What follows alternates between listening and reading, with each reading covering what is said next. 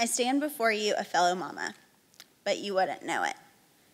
I see you walking into Target, running errands with your baby in the wrap, entertaining a toddler at dinner, pushing your stroller at the park.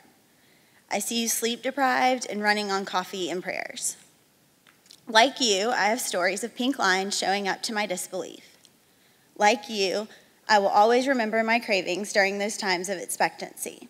I craved raw fruits and vegetables, and for the first time in my life, I had absolutely no interest in chocolate. It was crazy. You might call it precious, but to me, those movements felt like an alien invasion. Like you, I knew my world was about to change. On September 3rd, 2015, achiness turned into contractions, and we told our parents to meet us at the hospital. Baby Maclaga was on its way. Only my husband and I knew that it was a girl, our firstborn, a daughter named Emma Lynn. The anticipation of finding out baby Maclaga's gender was high for our parents waiting at the hospital and for our friends and family who kept checking in online and through text messages. By not knowing she was a she, it was almost as if more people were engaged to check back in and to see what happens here. I had just posted a photo that morning from our maternity shoot asking, "Little one, won't you join us today? Love, your parents." At 41 weeks and 1 day, labor was finally starting. I realized my back pain was not from prenatal Pilates, as I had thought, but was dreaded back labor. After being monitored in maternal admissions, I was admitted to receive IV fluids. Baby Maclaga was in a sleep cycle and needed to wake up in order for me to qualify to labor in the water at our hospital.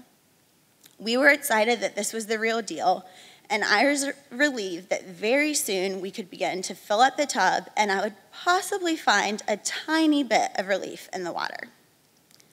But in the labor room, the nurses were unable to get our baby on the monitor.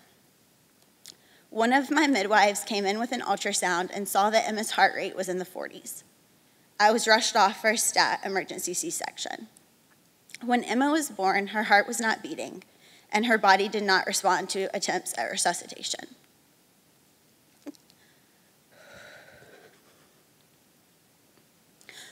On the day my daughter was born, she had also died. It's been 8 months and 1 day since our joy became sorrow. I find myself in a world of loss and pain that I never knew existed. Like way too many of you, my acts of mothering are often invisible.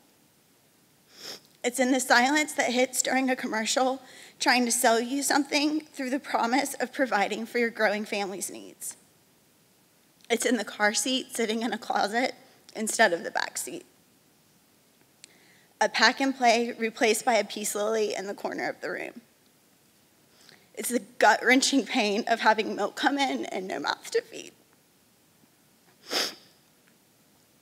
My mothering looks like strolling through the baby section at Target because after months of anticipation, it just doesn't seem right that I don't have a reason to walk those aisles.